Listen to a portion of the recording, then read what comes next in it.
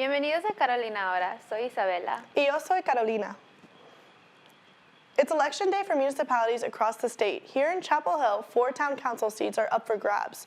Our reporter Jordan is at the polls right now and will give us the full story later. But first, let's check in.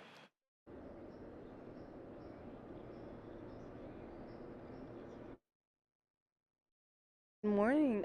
It's been a little bit slow here at the Stone Center this morning. I've seen maybe 3 or 4 voters come in, but I think it might be a little too cold and a little too early for our student voters. So I'm hoping that as the day progresses, we'll see a little bit more students trickling in and more voters from the county coming in. Back to you, Isabella. Thanks, Jordan. Let's take a look at the past 2 weeks of immigration headlines. Forbes reported on the Trump administration's announcement of a new $100,000 application fee for H-1B visas, which would price out many of the non-citizen specialized workers these visas are for. ProPublic was the first to report on another public announcement from the Trump administration, this one being about a plan to get states to share driving license records with immigration enforcement. The New York Times highlighted the administration's proposal to send Gilmar Armando Abrego Garcia, the Maryland man who was wrongfully deported to El Salvador earlier this year, to Liberia. His evidentiary hearing is set for December, according to the Tennessee court docket. And now, Caroline will tell us about one of the biggest stories and go beyond just the headline. Thank you, Isabella. In the last 2 weeks, the Trump administration struck 4 more boats in its growing campaign against drug smuggling. Viewer warning, the video you are about to see is graphic and could be upsetting. The administration most recently took down another boat in the eastern Pacific Ocean last Wednesday, according to Secretary of Defense Pete Hegseth. 4 people died in last week's strike, bringing the death toll for the series of attacks to at least 61, according to Hegseth. In an interview with NPR, Brian Finnegan, a former legal advisor for the State Department, questioned the legality of the strikes, saying the military is not authorized to launch targeted attacks against civilians. Defense Secretary Pete Hegseth wrote in an X post that the vessel was known by U.S. intelligence to be involved in illicit narcotics smuggling. The Trump administration has not yet provided public evidence confirming that the people on the boat were cartel members and that the boats were transporting drugs. And in NC News, the big story was the new congressional map. Isabella will explain what's changed. 2 weeks ago, North Carolina Republicans passed this new congressional map that will likely give them an additional seat in the U.S. House for next year's midterm elections. Here we see North Carolina's previous congressional map, which included 10 Republican-leaning seats, 3 Democrat-leaning seats, and a swing seat. The new map focuses on the swing seat in the 1st Congressional District in the northeastern quarter, splitting it into a new congressional district that is likely to vote conservative. A notable change is Greene County right here, where District 1's current Democratic representative, Don Davis, lives. If he decides to run for re-election in 2026, he'll have to do so without support from his home county. Multiple lawsuits have been brought against the new map. But even if the map stands, these legal challenges, it won't take effect until next year's election. Back to today's municipal elections, let's hear more from Jordan. All right, so here at the Sonia Haynes Stone Center, voters are looking to fill mayoral, city council, and school board positions in Chapel Hill, Carrboro, Mebane, and Hillsborough. We saw about 4,200 people come out for early voting at the polls, but Orange County has about 110,000 registered voters. So if you're a registered voter in Orange County, come out to the polls by 7:30 p.m. As long as you're in line by that time, you'll be able to vote. This vote will determine what's going on in the community, from public safety to transportation to education, so make sure your voice is heard this year. Back to you. Thanks, Jordan. It's been a month since a new immigration enforcement law went into effect in North Carolina. We reached out to Durham County Sheriff Clarence Burkhead to hear how the new law has impacted him. He sent a statement reassuring voters that it did not mean the Durham County Sheriff Department would take part in ICE raids.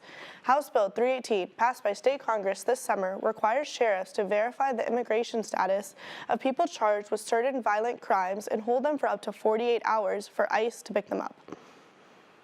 After threatening to cut all SNAP payments because of the government shutdown, the Trump administration said yesterday that people will get half of their usual SNAP payments in November. This came after 2 federal judges ruled on Friday that the administration is required to keep the program running. SNAP benefits help households living below the federal poverty line buy groceries. Nearly 42 million Americans rely on SNAP each month, according to the United States Department of Agriculture. We spoke with the program director of Table, a nonprofit in Carrboro fighting to end food insecurity, about what the SNAP cuts mean for the people Table serves. they're already in need. They're already asking for us to assist them, and then they may be relying on SNAP benefits. They're going to lose that as well. So for those families, that's who I worry about the most, because I don't know what kind of help they're getting at all right now. Latinas still earn the lowest wages of any racial or ethnic group in the country. According to UCLA's Latino Policy and Politics Institute, the number of Latinos with a bachelor's degree or higher has more than doubled over the last 2 decades. And yet, the persistent wage gap remains in the U.S. We spoke to economists who could see a change in the pay gap eventually. The fact that they are now getting much more education at a rate that's fairly commensurate with other race groups in the United States and ethnicity groups means not only are they starting closer to the mark, but we should expect over time that that big gap for older Latinas is going to diminish. Recovery efforts in the Caribbean continue after Hurricane Melissa hit the region last week. CNN reports. Days after Hurricane Melissa made landfall in Jamaica, parts of the island remain inaccessible. They are cutting their way on foot through blocked roads. By foot. This is not easy. Emergency officials are picking up the pieces and clearing roads to reach isolated communities in need of relief. Torrential downpours and forceful winds unleashed widespread destruction across the Caribbean, damaging homes, causing severe flooding and widespread power outages, and forcing the evacuation of hundreds of thousands. I've never seen anything like this in my life. It was devastating. It was, and the wind and the rain. It was unprecedented. In Haiti, Melissa did not make a direct landfall, but was still deadly and caused flooding. In Cuba, roads are also covered in mud and trees, leaving many communities isolated from help. Cuba is already receiving some aid from partners such as China and Venezuela, as well as the United Nations. But Jamaica took the heaviest battering. Melissa made landfall there as a Category 5 storm, with estimated maximum sustained winds of 185 miles per hour. I think the entire Jamaica is really broken. We're working to get to those who need as much assistance as possible. U.S. Secretary of State Marco Rubio activated the Regional Disaster Assistance Response Team on October 29th. In Atlanta, I'm Ivan Rodriguez. Upcoming on Carolina Week, anchor and reporter Aaliyah Mitchell asked a UNC student with family in Jamaica what it's been like to watch them weather the storm from afar. Tune in tomorrow at 11:30 in the morning to hear the full story. And now we're joined by Nick with the weather forecast.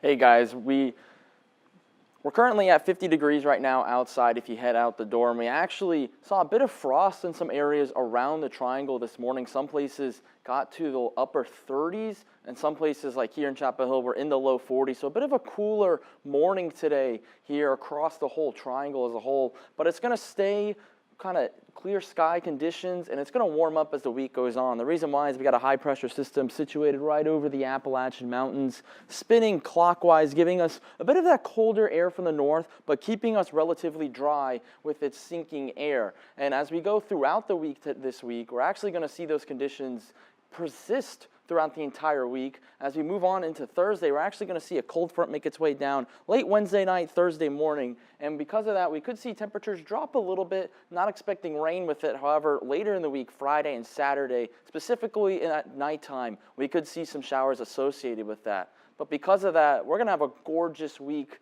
here across the Carolinas for fall foliage. The peak is right now here in Chapel Hill and areas to the east. Areas out to the west in the mountains obviously are unfortunately past their peak, but I highly recommend going down to Jordan Lake, maybe even taking a hike at Occoneechee Mountain, enjoying the fall foliage, because this is the most beautiful time of the year, and if you're like me, you love it. And temperature-wise today, we're actually going to see beautiful weather again, 62 at 12 o'clock, 64 by 3 o'clock, but we cooled down quickly to 53 at 6 o'clock, and you're wondering, why do we cool off so quickly at 6 o'clock? Well, you got to remember, we lost an hour last week. We gained that hour of sleep, but now our sunsets and sunrises are an hour earlier. So this morning, the sun rose at 6:56 in the morning. Tonight, it's going to set at 5:31 at night.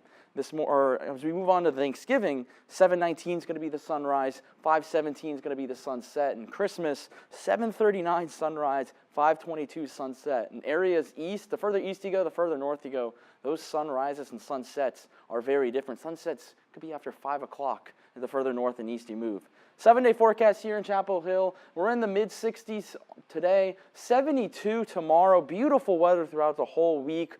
Back down to 67 on Thursday. Friday, we're just barely missing out on 70, but we're in the low 70s Saturday. Just absolute gorgeous weather the rest of this week, guys. Thank you so much, Nick. And now onto some lighter news. The 2025 State Fair season is over, but here's a list of our favorite Latino foods to keep an eye out for next year.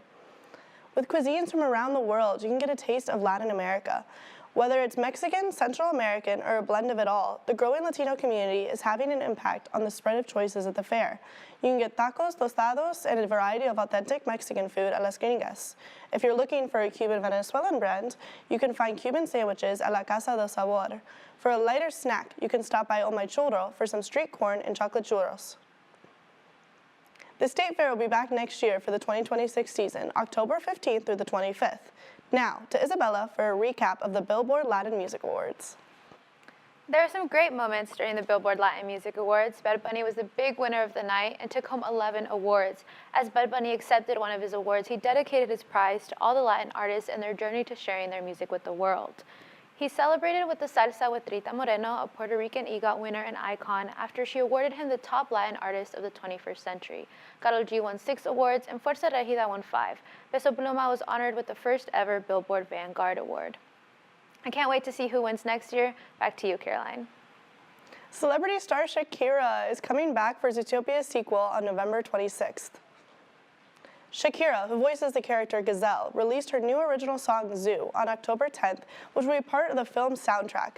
The sequel will introduce new characters and dive deeper into the animal society we first saw on screen nearly a decade ago when the original movie hit theaters in 2016.